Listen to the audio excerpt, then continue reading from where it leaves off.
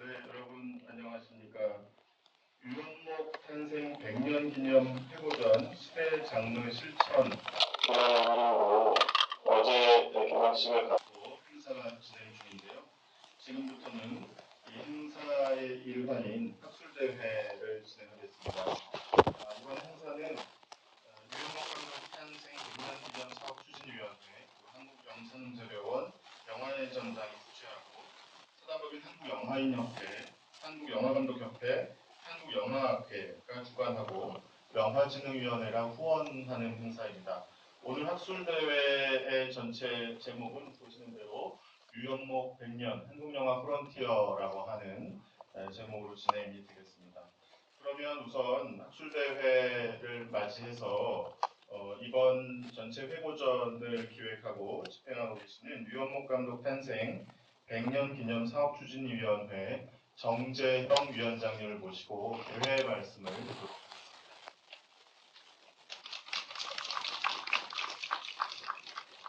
하겠습니다. 정재형입니다.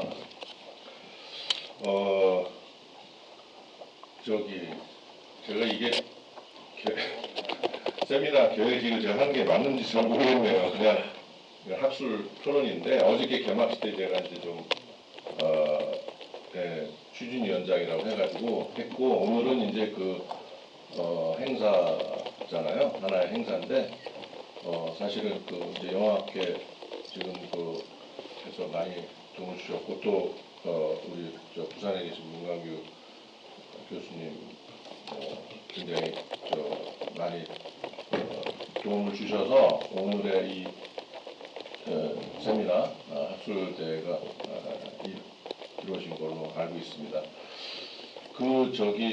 원래는 이제 이게 100년 김홍준 영상자료원장님께서 처음에 제안을 해주셨을 때는 윤곽이 없었어요. 큰 윤곽이 없었고 좀 그래도 동국대학교 교수님을 하셨었는데 동국대학교에서도 뭔가를 좀 도와주면 어떻겠냐 해서 그때 이제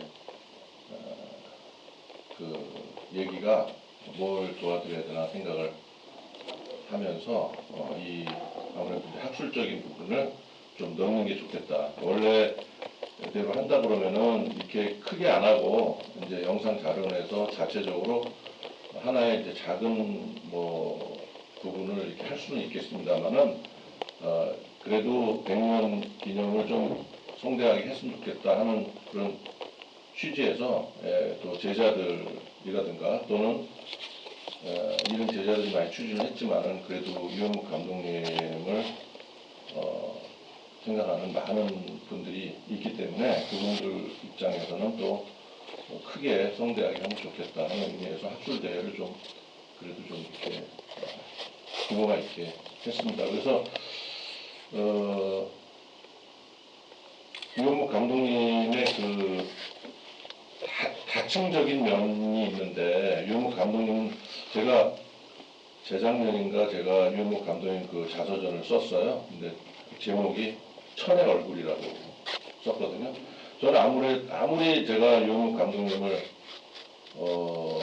이렇게 가까이서 뵙고 많이 저도 논문도 많이 썼고 제가 우갈탄 장마 이런 것들은 제가 논문을 쓴 게 있죠. 그래서 논문도 많이 쓰고 정말 유 감독님이라고 하면은 제가 오랫동안 이렇게 공부한 어떤 그런 게 있는데, 그 결론은 유 감독님은 되게 미스테리합니다.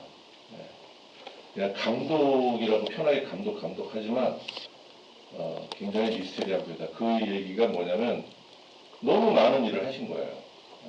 그래서 너무 많은 일을 하셨는데, 그냥 하나의 예를 들면 여러분은 아마 소형 영화 작가 동호회 이런 거 잘 모르실 거예요. 근데 옛날에 8mm 필름이 있었거든요. 지금은 이제 취급 안 하지만 16mm, 8mm, 35mm. 근데 극장 상영률 35mm 시대에 16mm만 해도 그렇게 프로페셔널하고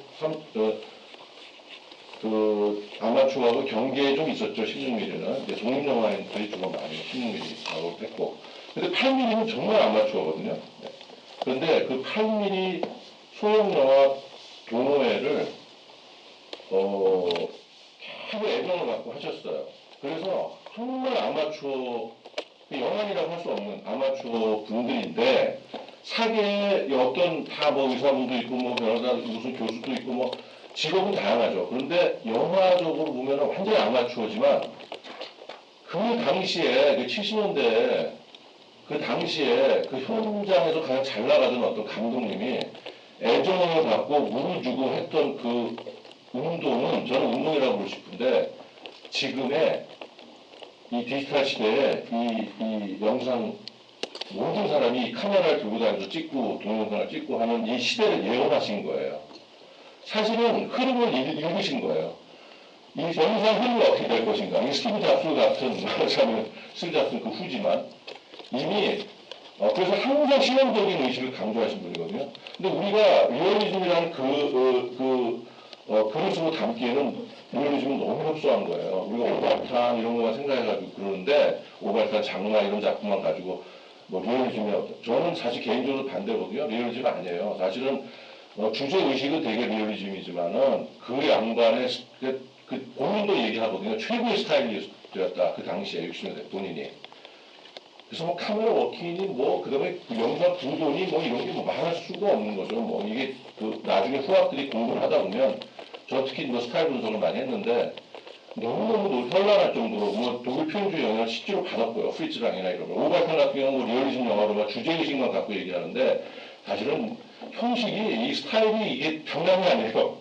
뭐 모든 대가들 지금 프리츠랑의 어떤 정말 유명한 영화들이 나오는 모든 장면들이 다 들어가 있고, 그리고 뭐 굉장히 초현실주의이기도 하고, 뭐 유 감독님의 그 실험 영화가 그래서 오늘 아마 공개되는 걸로 알고 있는데, 작은 단편 영화. 단편 영화도 찍으셨어요, 실험 영화를. 저는 그런 감독은 전 세계적으로도 굉장히 드문 분이고, 그리고 뭐 모든 뭐 과학, 역사, 철학, 뭐 사회, 뭐 정치 모든 거에 대해서 관심을 그렇게 많이 가진 분이 없었어요. 네, 그래서 아무튼 네, 너무 길어서 간단하게 죄송합니다. 많이 오늘 좋은 얘기들이 있었으면 좋겠습니다.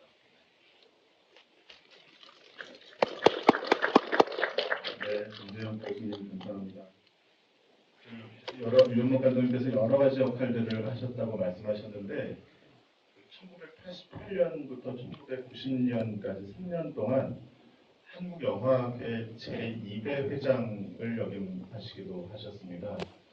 그래서 지금 사회보고 있는 제가 제20대 한국영화학회 회장을 올해와 내년에 맡고 있는데요. 그래서 저희 학회도 이번에 그 유현목 감독님 회고전에 함께 공동으로 참여할 수 있게 된 것을 진심으로 영광으로 또 생각합니다. 네. 저는 그래서 지금 사례를 보고 있는 저는 임대근이라고 합니다. 감사합니다. 네.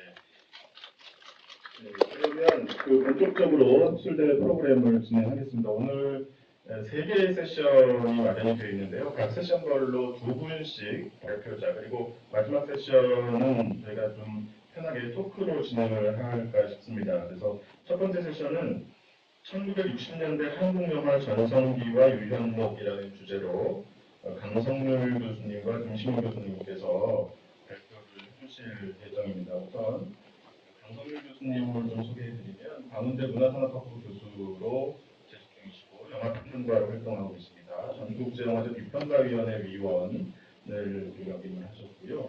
하길종 혹은 흥진했던 영화가도, 친일영화, 한국영화 중독과 해독, 영화는 역사다, 영화비평 이론과 실제 등 다양한 저작들을 출판하시면서 한국영화 연구에 그동안 매진해 오셨습니다. 오늘 발표하실 제목은 오발탄, 유현목 영화의 모태이자 시대의 걸작이라는 주제로 발제해 주시겠습니다. 이성열 교수님을 큰 박수로 모시겠습니다.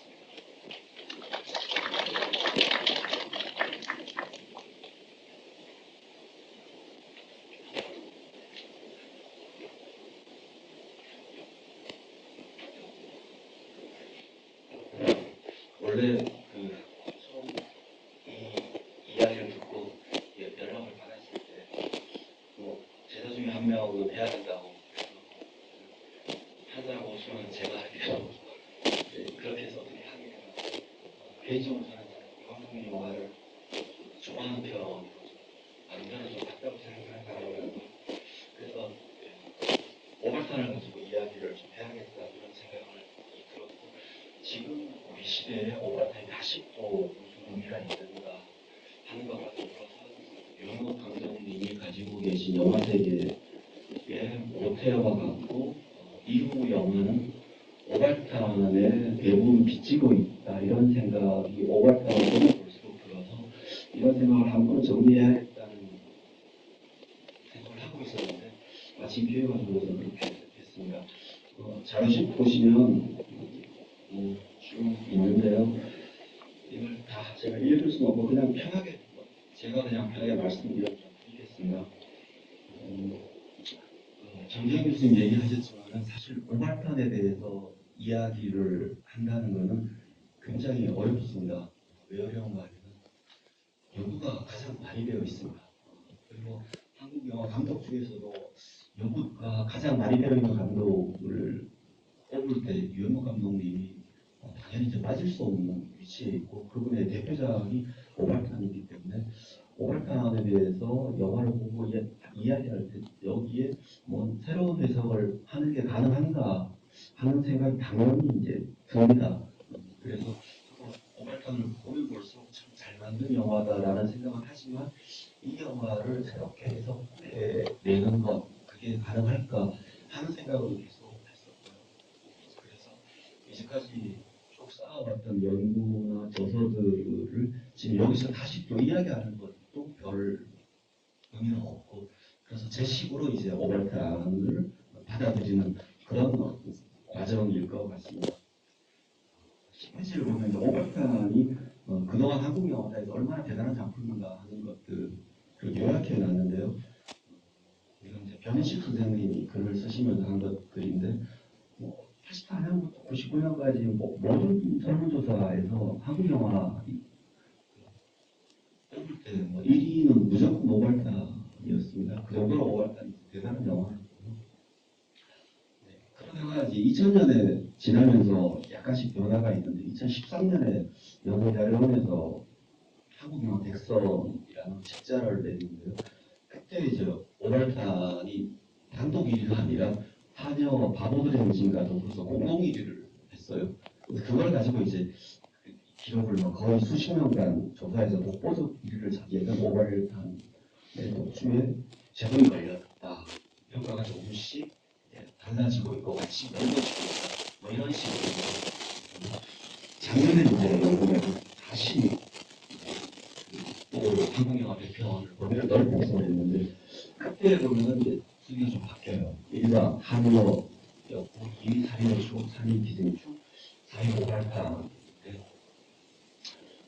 이 조사만 가지고 이야기하면 뭐 여러 할 말이 많습니다. 그리고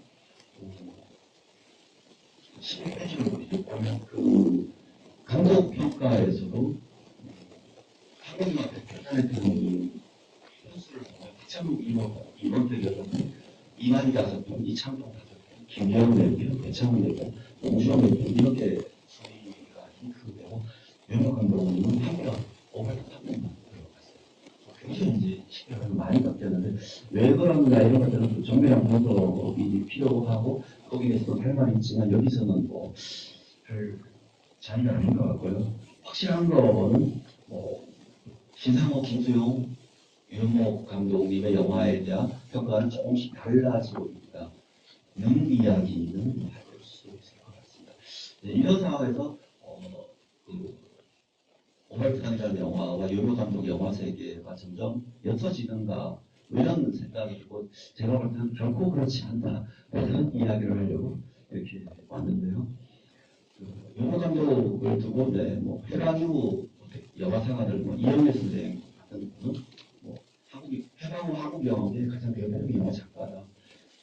한국 영화를 공부하는 기본적으로 이영애 선생의 저서가 업적 신지를 질 수밖에 없고요. 70년대에 영상 시대가 들어서 한국 영화의 변식, 마찬가지 아주 마찬가지 다시 지금부터 지금까지 현장 비용을 하시는 김종환 선생님도 마찬가지로 이렇게 원로 1세대부터 이어져서 바뀌었지만 90년대에 그 책을 만든 전형준, 장기철 이런 그 당시 소장 이름까지 오락가연과 연극 감독의 영화에 대한 평가는 아주 좋았죠. 그런 부분에서 왜 그런 것인가, 우리는 어떻게 볼 것인가 이런 생각을 주고 12페이지 보시면 제가 몇 년 전에 이제 연극 감독의 방송 영화에 대한 논문을 쓰면서 오바타에 대해서 여전히 제가 볼 때는 실험의 삶을 다각도로 조망한 스토리, 평균적 앵글과 몽타주를 사용한 탁월한 영화 스타일, 정의창을 비롯한 서울의 모습을 직접적이면서 비유적으로 나가는 로케이션, 방면 분위기 감독과 시대적 분위기도 당대 최고 영화이자 한국 영화가 개발 영화의 분명하다. 이 글을 쓰면서 몇 번을 다시 오바이픈을 보고 다른 생각들을 해봐도 저는 여전히 이제 이 생각에 대한 변함이 없습니다. 그래서 그 이야기를 좀 할까.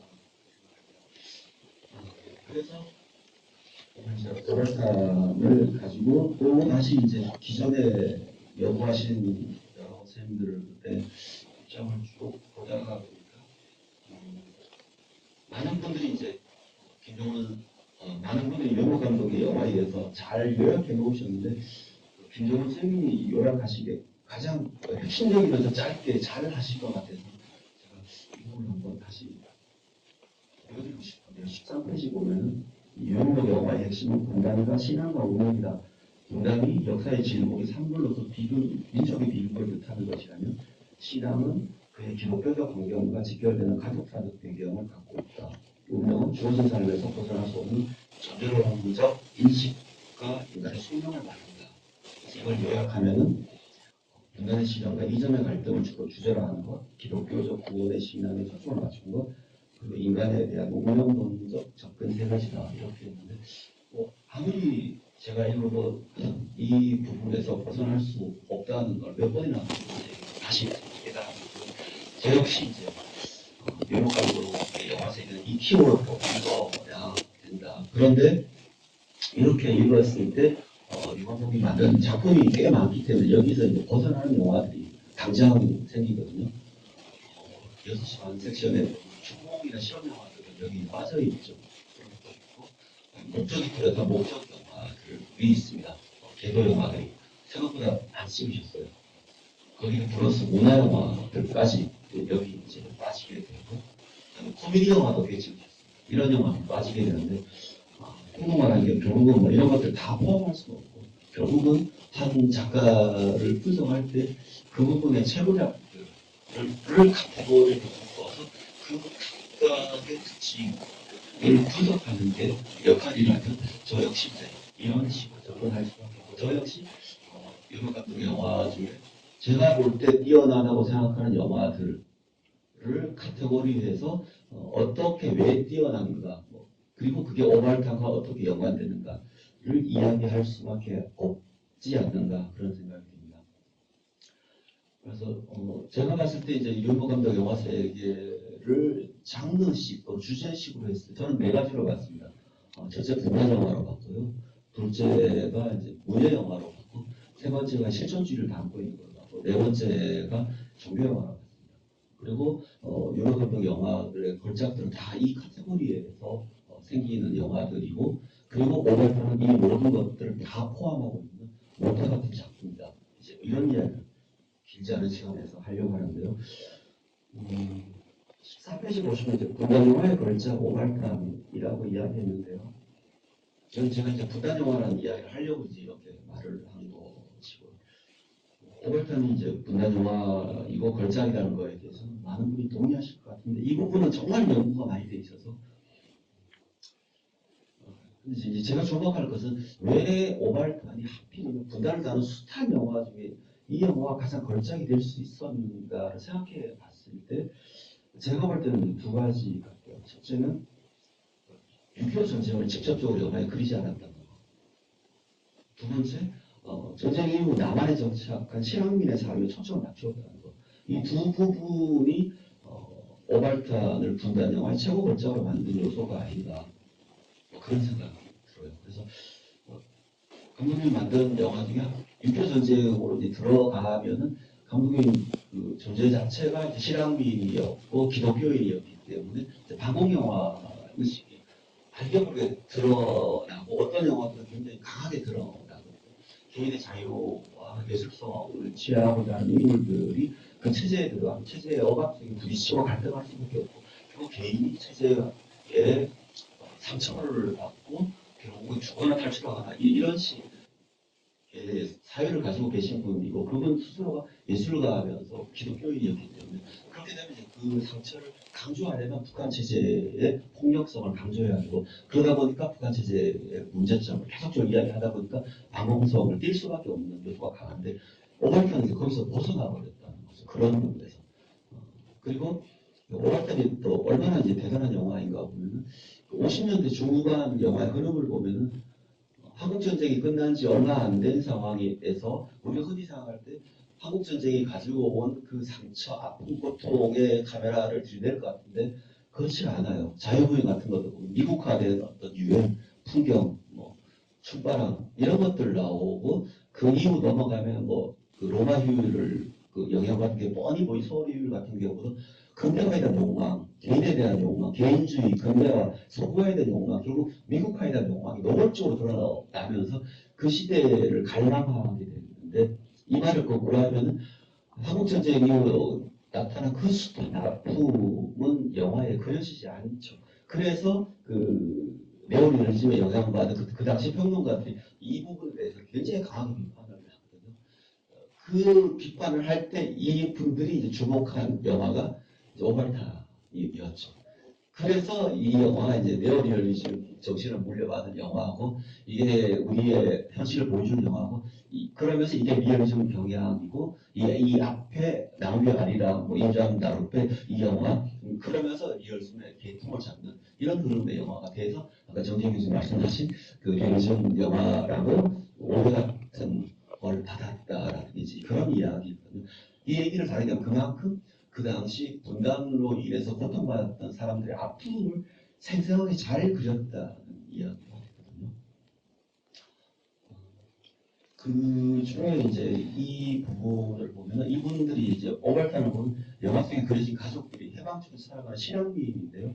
이 실향민들이 어떤 사람이냐면 이제 북한에서 살지 못해 남한으로 내려온 사람이고 남한에서도 가지고도 없다 보니까 가장 가난한 사람 남산 밑에 그 지금 후암동 쪽이죠. 거기에 산을 깎아서 집을 지어서 비교하기 아주 힘들게 살아가는 그런 모습인데요.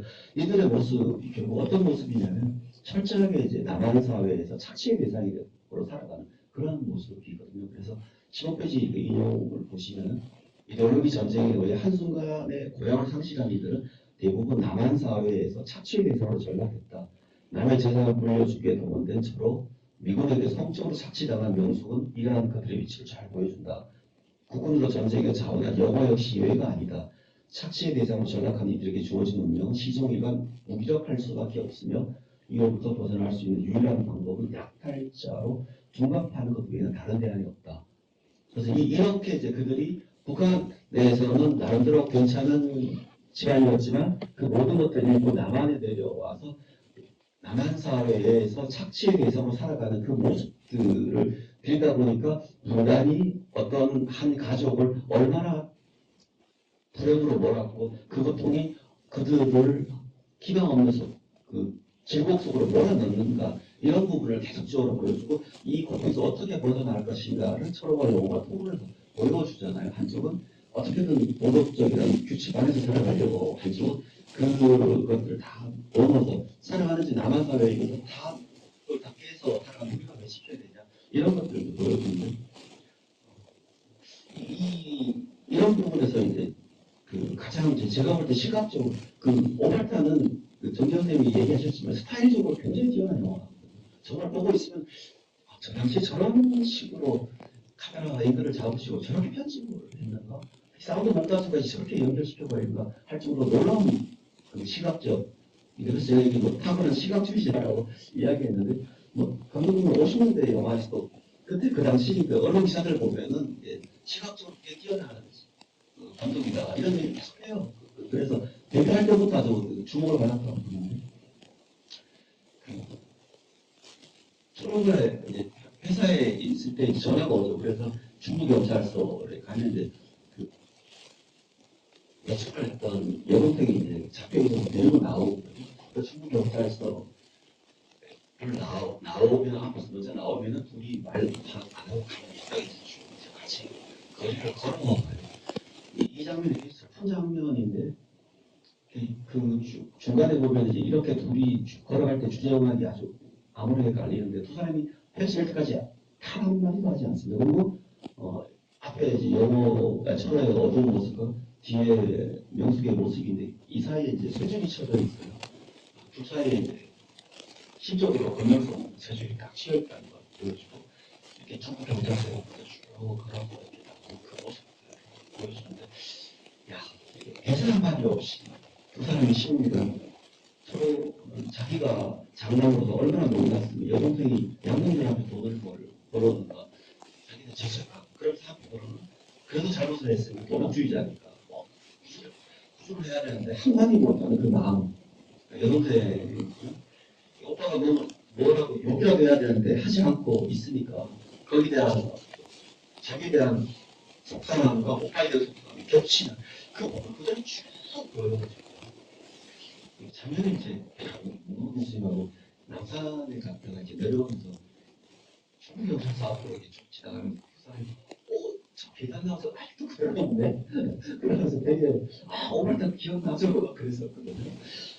그래서 참 이 장면을 한 몇 번을 보면서 다시 이제 그런 기분을 기억했었는데 공장 영화로서 오발타는 이후 감독님이 계속 다뤘던 주제였고 술교사 방금 가인의 굵고 나도 인간에 대한 장막 이 모든 영화 그래서 이런 것들이 계속 그려지는 모습이기 때문에 문화 영화를 그리는 가장 초창기 작품 굉장히 있고 오태가 된 작품이라고 할 수 있습니다. 문제 영화 다른 시각으로 이 영화를 봤을 때 아시겠지만 한국 영화에서 문제 영화 가장 많이 만드시는 분이 영화 감독님하고 김태형 감독이 가장 많이 만드시고 신랑 감독이 되게 만드셨어요. 두 분만큼 만드시진 않았죠. 그리고 두 분의 대표작을 뽑을 때 두 분 다 이제 문제 영화 쪽 작품 특히 이제 그 김태형 감독님은 거의 이제 문제 영화 들어가서 작품을 하신 겁니다. 이 영화를 가지고도 뭐 이야기할 게 많은데요.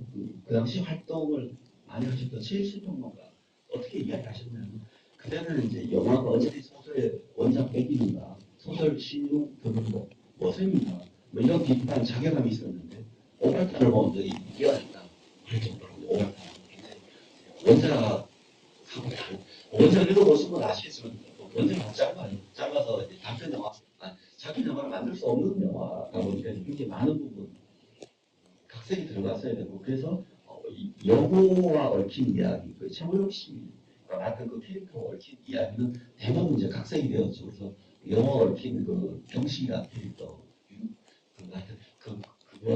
그다음에 그 비리라는 캐릭터 그다음에 오설이 이 모든 게 다 각색된 거 그러다 보니까 어떤 분들은 오히려 그 초반부터 끝까지 영어 중심으로 서로 중심으로 가야 되는 게 중간에 영어에 너무 많이 들어가서 다시 서로가 선사를 마무리하려고 하면 잘 맞지 않는다 이렇게 비판하시는 분도 계신데 저는 그렇게 생각하지는 않는데 하여튼 이제 그렇고 그런 것들을 가지고 이제 문학 짧은 단편을 가지고 장편을 만들 때 영화 감독님이 얼마나 시각적으로 많이 보여주는가를 보면 영어는 캐릭터 최무룡 씨가 맡은 캐릭터 보일 때는 계속 그 앞에 뭔가를 이렇게 걸쳐놔요. 집에서 두 분 이야기할 때도 보면 20페이지 보면 앞에 그 침대에 있는 2010년대 앞에 X로 앵글을 쳐놨어요. 여기서 두 사람이 그 뒷포커스로 저 깊이까지 심도가 아주 깊이 들어가 있거든요. 그래서 두 사람이 계속 이제 대립하면서 의견을 주고받는데 이때 이제 사람 모이게 자세히 보시면 화면 왼쪽에 최무룡 씨가 보입니다. 네. 이렇게 최무룡 이야기하는 그 자체의 생각들이 벌써 실패할 거다라는 걸 X로 보여주고 선생님을 털기 강도하기 직전에 이제 미리를 찾아가서 올밤 나오고 있어. 이렇게 앞에 첫째 계단을 넣어서 같이 이런 식으로 보여주고 솔직히 말해서 이야기할 때도 많은 부분 그렇게 그렇잖아요. 감독님 보면은 그 180도 씩을 다 깨버리거든요. 그러니까 수칙 같은 경우는 20% 그렇고 흔히 이제 그렇게 하면 안 된다는 감수도 없이 다 깨고 애들이 다 넘어가거든요. 근데 어떻게 그걸 깨냐면 감독이 말씀하신 게 더블 액션이라고 그래서 마녀가 약간 일어날 때 그때 컷 해서 바로 같이 연결시켜버려요. 카메라가 관객이 그 배우의 움직임을 주목하다 보니까 확 넘어가 버렸거든요, 배경이. 그래서 방향, 시선 다 바뀌어 연결이 됐는데 그런 것들을 잘 보여주시는 것 같고 각색하면서 이제 그 검열 그래서 이게 가져라는 말인데 원래 이제 소설본이 이렇게 나와 있어요. 어머니가 이제 제 정신일 때 이렇게 북한에서 좀 잘 살고 너무 가자 이렇게 얘기를 하는데 이 부분 다 빠지고 그냥 가자 하니까 검열에서 문제가 되니까 뭐 저 양떼가 있던 뭐 이렇게 하면서 이상한 영화가 되고 이런 검열을 하는 것 같아요. 이후 이제 감독이 비냐국의 딸들 순교자 인연인가 막차로 죽는 불꽃 장마 사랑을 이 모든 것들이 거의 데뷔작들인데 다 그 문예영화 틀 안에서 다양한 주제를 다루고 있고 실존주의를 이야기하면 뭐 아시겠지만 실존주의는 50년대를 풍미한 한국의 사도였고 전쟁 이후 인간 고통, 인간 조건, 절망, 부정의 사회인식, 뭐 전쟁이 오래 사는 게 아니니까 전쟁 이후에 생긴 그 장소들이 부정하죠. 그것들을 그리는데 영화에서 이제 옥소리라는 캐릭터가 대표적이죠.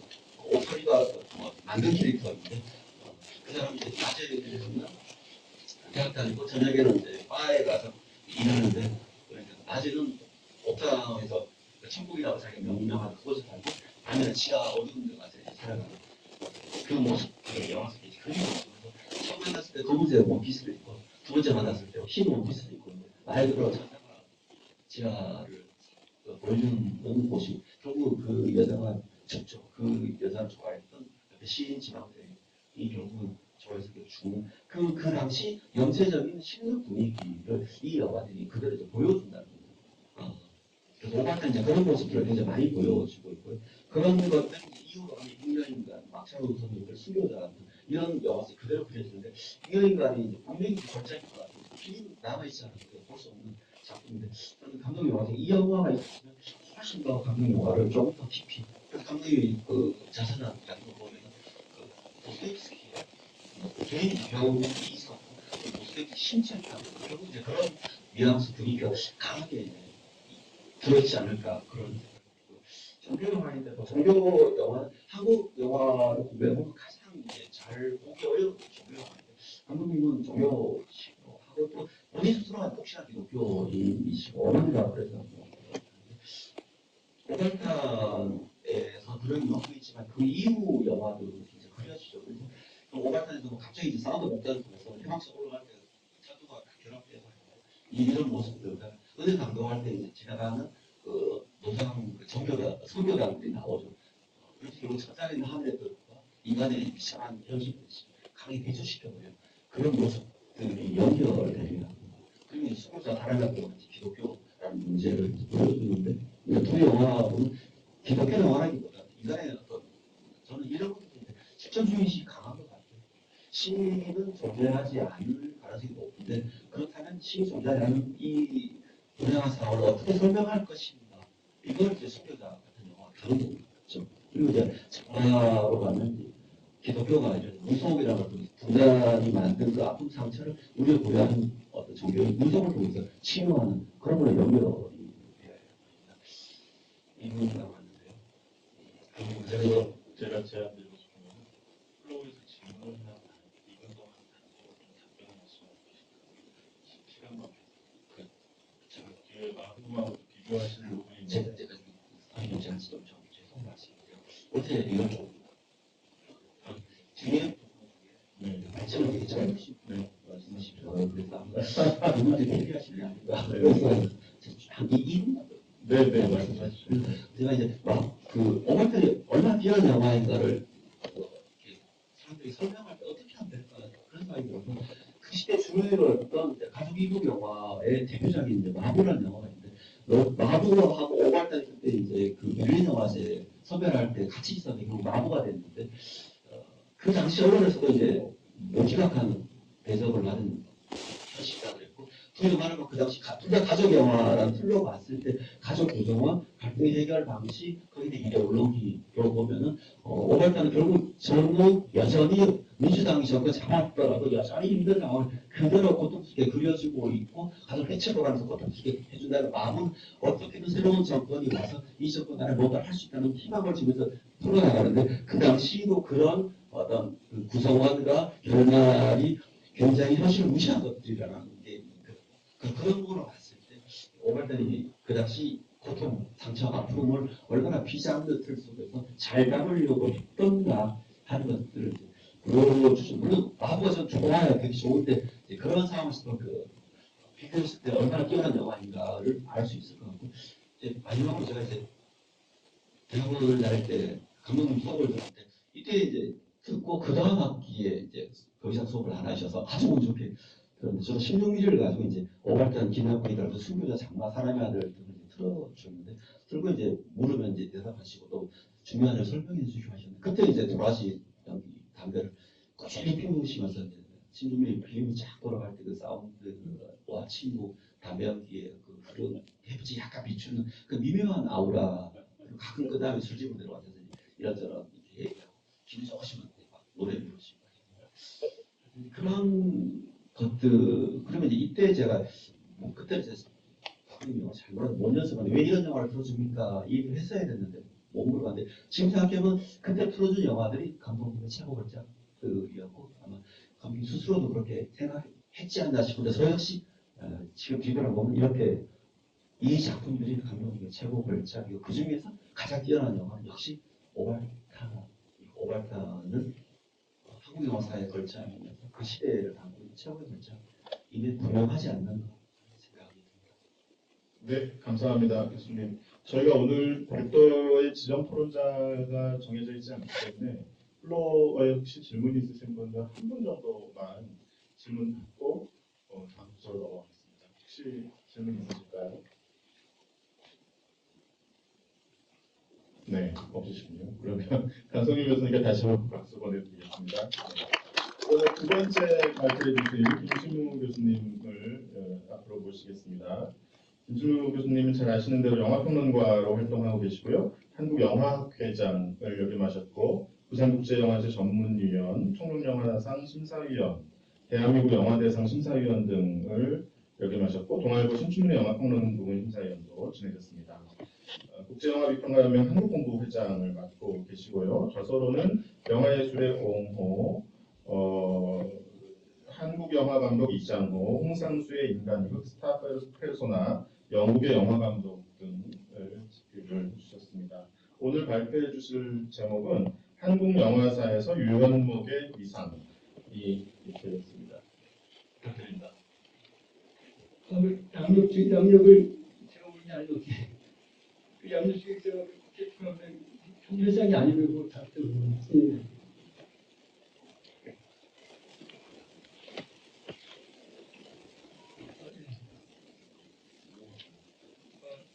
제가 맡은 그 주제는 유영 감독님의 이제 위상, 영화사적인 위상이 굉장히 중요한 문제인데 사실 제가 이제 이 평론가 입장에서 제가 개인적으로 감독의 위상을 결산한다는 게 쉽지 않은 문제입니다. 그래서 저는 이제 기존의 그 평론가들이 굉장히 많은 평론가들이 유영 감독님에 대한 그 논의를 다뤘는데 일단 그 어떤 한 감독이 그 위상을 평가하기 위해서는 그 당내에 어떻게 그 감독이 자리매김되었나. 그러니까 유영 감독이 한참 활동하던 시기가 이제 55년에 이제 데뷔하셨어요. 10년대 거의 전성기 이루셨고 그 당시에 감독이 작품 만들었을 때 이제 그 당시 당대 평론가들이 어떻게 평가했는지 이런 부분들을 자료 근거에서 좀 정리하면서 유영 감독이 어떻게 이제 한국 영화에서 자리매김이 된다 그런 것들을 제가 이렇게 정리를 하는 쪽으로 이렇게 생각했습니다.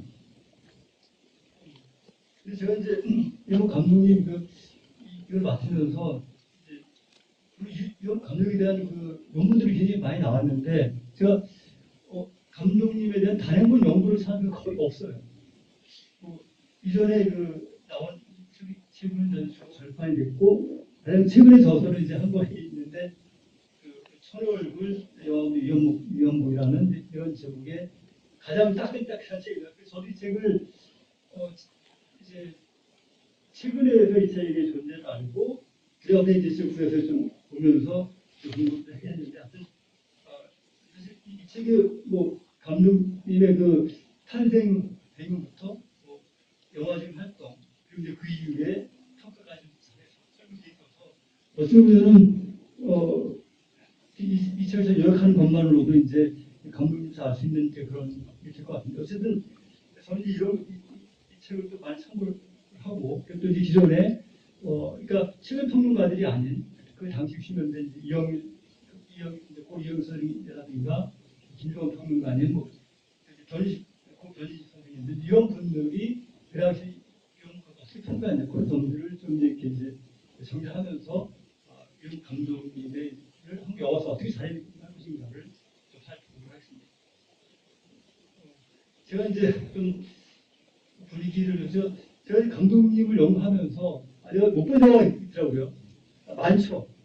그래서 특히 그 오발탄에 못지않은 걸작으로 많이 평가하는 이제 이영가를 보기 위해서 유튜브를 찾았어요. 이 영가가 있더라고요. 그래서 이것이 보고 있는데 주인공이 신구 선생 그리고 여주인공이 이경진인가? 그래서 이상하다. 이거 사실 왜 신구가 있더라고. 나중에 다시 보니까 이게 70년대 받는 이경인간. 그러니까 60년대 나오는 이경인간은 이제 수술돼서 없고 그래서 굉장히 안타까운 마음. 제가 그거를 좀 자료를 찾아봤었는데 그냥 그 작품을 못 봤다는 생각에 그냥 제목 딱 뜨니까 이거다 봤는데 뜨이니까 이제 좀 약간 그래서 수술됐던 사실은 나중에 확인하게 됐는데 그거는 개인적으로 그런 아이러니가 있었습니다.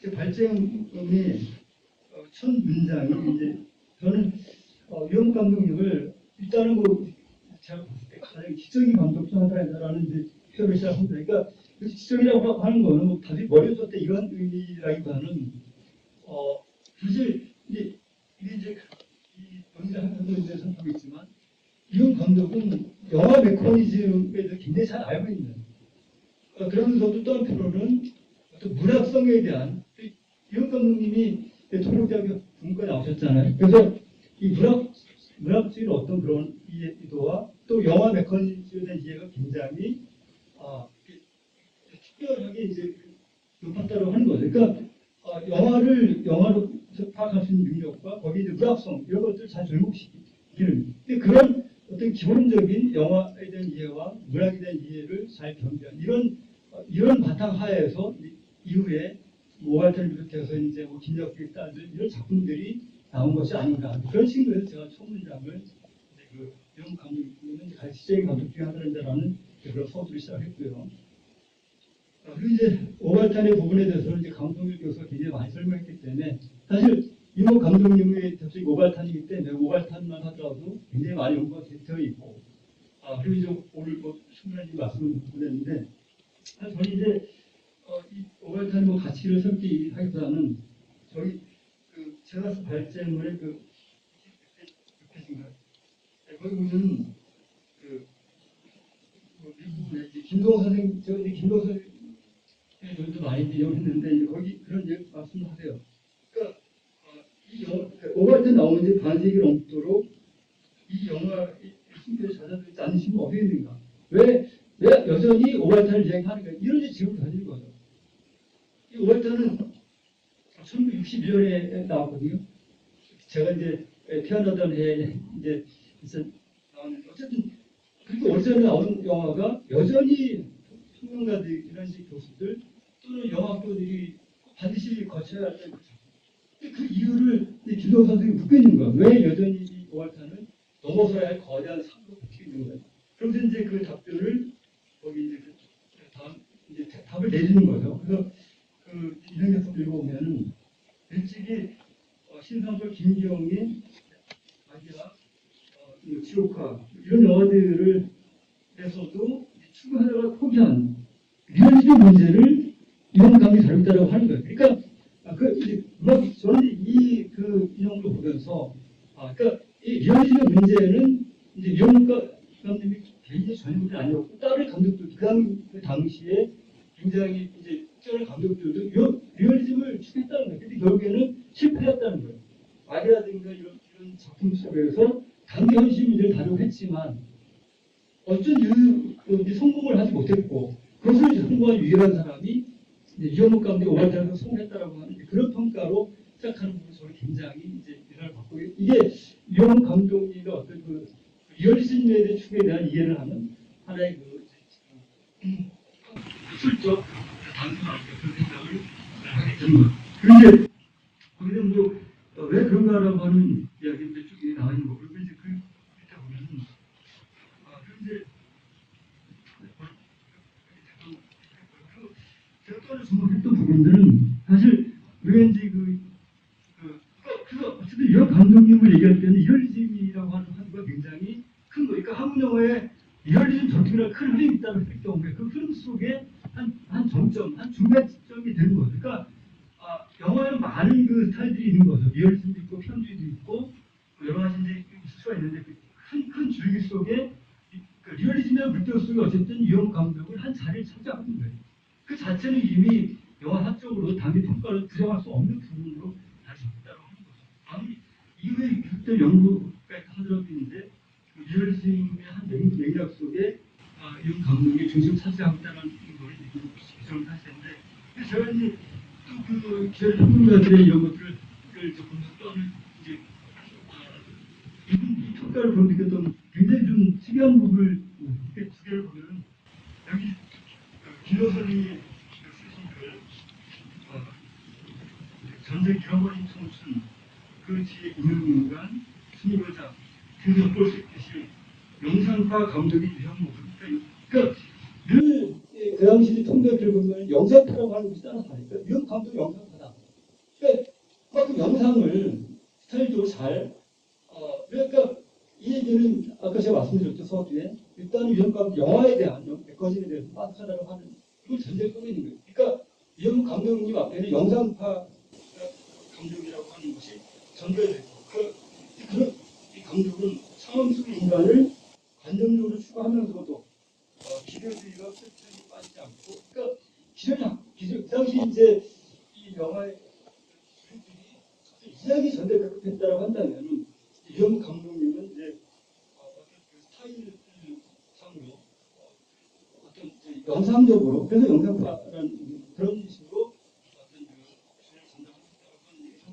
근데 이제 제가 그걸 왜 관념적이라는 말이 여기 들어왔을까라고 하는 거예요. 근데 이 관념적이라는 표현은 김정호 선생님만 쓴 것이 아니고 이제 우리가 그 이영 선생님도 그렇게 표현했을 거예요. 그 뒷부분에 보겠습니다. 그 뒷부분에 이제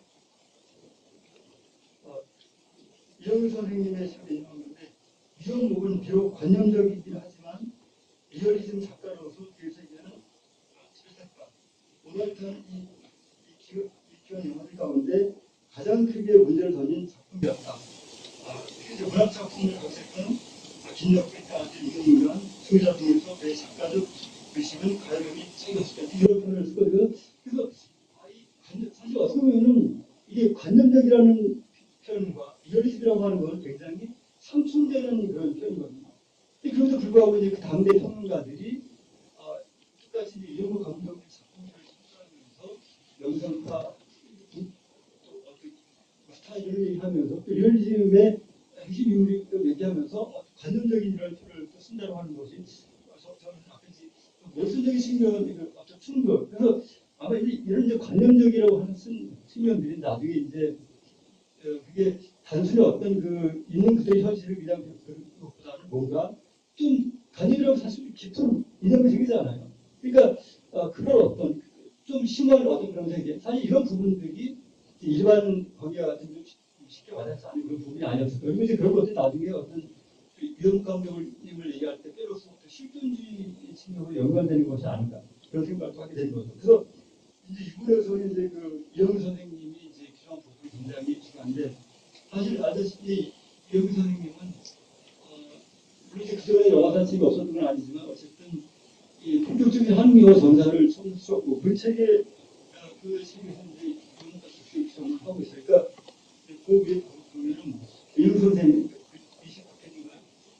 이용 선생님은 1960년대 한국 영화의 작품 전환을 크게 두 부분 나누어서 설명하고 있다. 하나는 61년에 63년까지 전망이 있었던 리얼리스틱한 문제의식이 강한 작품들. 그러니까 이제 이용 감독이 오발탄을 중심으로 리얼리즘 전통을 얘기하는 거죠.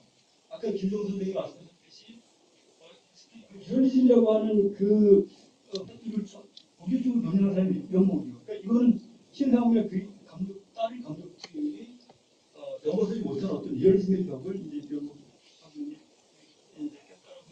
두 번째는 60년대 후반기에 볼 수 있었던 이유가 문예 영화라고 하는 이제 그런 사조.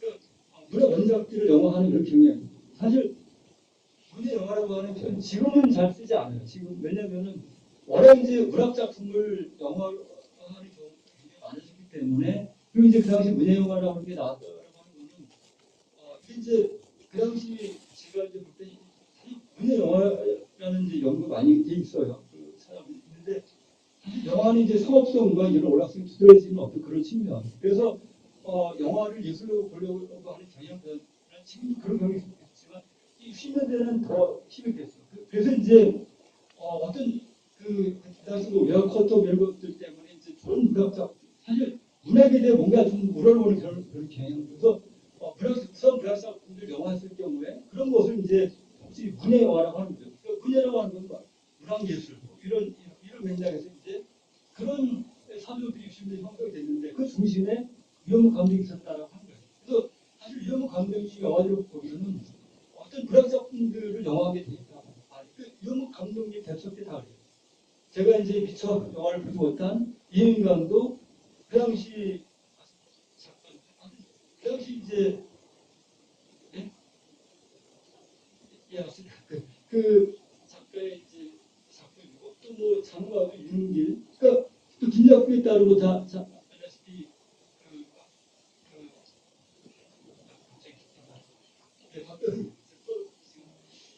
이제 그런 당대 작가들이 작품들이란 말이에요. 근데 이제 제가 주목하는 부분들은 이게 사실 뛰어난 문학 작품일수록 사실 영화로 만들었을 때 그 영화가 성공하기 쉽지 않은 경우가 많아요. 예를 들어서 세영이 예를 전유의 평화 굉장히 위대한 소설을 만든 거죠. 전유의 평화가 이제 옛날에 1960년대 뭐 원제권 나오고 뭐 이런 거 같아요. 근데 그 영화는 한 3시간짜리밖에 안 돼요. 이 소설은 뭐 그 이후에는 한 며칠 걸리는 그런 책인데. 근데 어쨌든 일반인들은 이제 그런 영화를 통해서 전유의 평화 안단 말이에요. 근데 어쨌든 영화 그 영화 전쟁과 평화가 문학 작품을 없었다는 거죠. 단지 그냥 이런 영화를 통해서 일반인들이 읽기 어려운 그 대작 소설을 영화로 이제 취급을 이해하는 이런 정도 수준. 그러니까 사실 위대한 문학 작품 영화하기 쉽지 않은데 이제 근데 제가 이제 봤을 때 이영목 감독님은 그런 어떤 높이 평가받는 문학 작품들을 영화하면서 그 영화 자체가 걸작이 되는 거예요. 제가 사실 이 인간을 영화 자체가 없기 때문에 말씀드릴 수 없지만 뛰어난 문학 작품을 그 평가원을 보면 굉장히 인간의 작품 높이 평가하고 있어요. 그래서 거의 우리 아까 이제 강성민 교수님 얘기했지만 우리 이제 오발탄만 갖고 얘기하지만 아니 인간이라는 작품이 이제 실제 존재한다면 이영목 감독의 평가 더 달라질 할 정도로 그 작품이 정말 근데 이제 근데 다행스럽게도 이따 오후 시간에 이제 이 인간을 이제 보신 분의 어떤 증언이 있을 텐데 그때 좀 기다려야 하고요. 그래서 제가 장마도 그렇고 김영기도 제가 이제 본 범위 내에서 그리고 이제 카인의 후레 제가 이제 최근에 다시 봤는데 굉장히 이게 좀 이런 게 왜 한국 영화 벽선에 끼지 못했을까 이런 생각이 들 정도로 영화가 굉장히 잘 만들고 특히 영상미에서 뛰어나고 흑백인데도 그래서 그 당시 평론가들이 이영목의 영상파 감독 이런 말을 넣는지 그러면서 그 수려한 영상 속 그런 스타일 속에 굉장히 인간의 깊은 이해를 표현하려고 했던 거. 그래서 이제 그런 것들을 당시 평론가들이 뭐 관념적이라든가 집중력 이런 식으로 표현한 게 아닌가라는 그런 생각을 하게 된 거죠. 그래서 이제 결론적으로 제가 이제 말씀도 없이 제가 뭐 이게 풍물협장에서 이영 감독님의 이상을 정리하기보다는 기존의 그 정리를 한 공작진들보다는 여기 이제 뒷부분에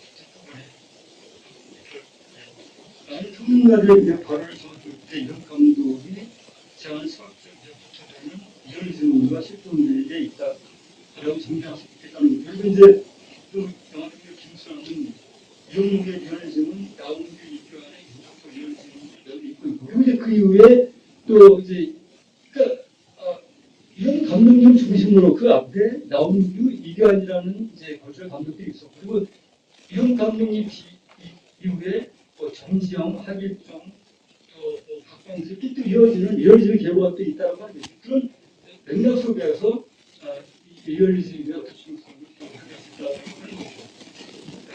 그리고 이제 이영 선생님이 이제 어쨌든 초시간님 원칙을 갖다는 이런 미션에서 우리는 이제 이런 평가들을 한 이제 잣대로 삼아서 이후에 이런 거 계속 평가할 수 있다고 하는 거죠.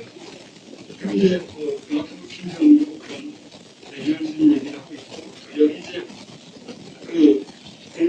전익 선생님도 2009년도에 이현 감독님이 들어가시고 작년 10대 추도 하시고 있는 그런 말씀을 하신 것 그래서 여기 영어 작가를 읽어보면 여기 뒷부분 인간 사람의 아들 빠른 쪽에서 받을 수도 있고 그것은 영화사의 그 접촉을 한없이 간을 보게 할 것이다 라고 하는 이런 멘트들 그러니까 제가 이제 아까 강교수님 소개했잖아요. 사실 연설 가루를 해서 이제 몇 년 만에 한 것인가 한 댓글을 뽑는단 말이에요. 그게 어느 순간까지 요발단이 그게 일이었다가 이제 지금은 약간 바뀌는 제가 볼 때는 그런 이유가 내가 생각할 수 있는 이유가 뭐냐면은 어쨌든 이제 영화를 평가하는 평론가들이 이제 젊은 세대를 바뀌고 이러면서 이 젊은 세대일수록 이영 감독이 진짜 영화를 보지 못했다는 거예요. 저번에도 이영을 보지 못했고, 그러니까 이영관이라든가 이런 작품, 걸작들을 보지 못한 젊은 세대 감독들이 이영목에 대한 진정한 평가를 할 수 없다고 하는 거예요. 그래서 그런 것들을 이제 저희들이 이런 말씀을 시작했던 거예요. 이런 작품들이 있었기 때문에 한국 영화가 굉장히 풍족해졌다. 근데 아쉽게도 우리는 그런 작품을 볼 수 없는 그런 안타까움이 있다고 하는 거죠.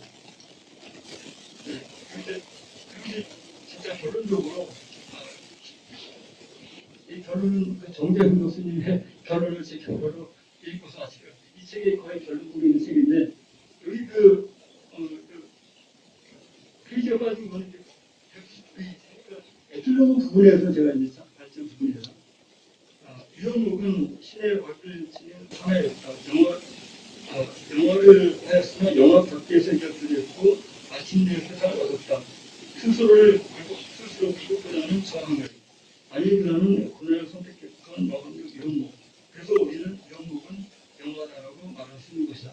이상으로 제 발제를 마치도록 하겠습니다. 네, 김지훈 선생님 감사합니다. 한국 영화사에서의 유영목의 위상을 리얼리즘과 실존주의라고 하는 큰 두 개의 키워드를 중심으로 풀어주셨습니다. 시간이 저희가 조금 있어서요. 플로어에 계신 분 중에서 김진우 교수님 혹은 조금 전에 강성열 교수님께도 질문이나 꼭 질문이 아니셔도 코멘트 해주실 분도 좋습니다. 발언하실 분이 있으시면 기회를 드리겠습니다.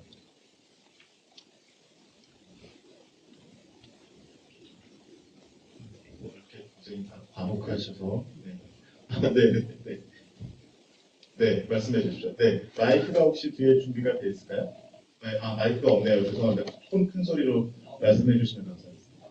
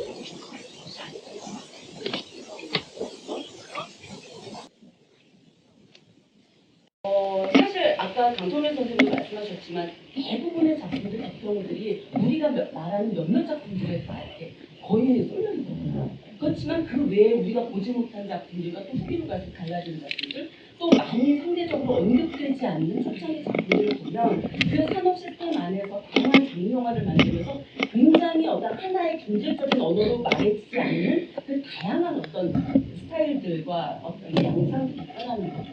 그래서 다시 말하면 저는 뭐냐면 이미 이제 이현무 감독님 그러니까 탄생 100년이고 돌아가신 지도 이미 이제 되셨는데 우리의 기억 속에서 존경하는 이현무 감독님의 그 작품과 감독님에 대한 존경심을 간직하되 너무나 신화화시키지는 말자. 그래서 그 신화화시킨 것이 하나의 이현무 감독님의 작품 세계를 화석화시키고 박제화시키는 수준에서 머물지는 말자.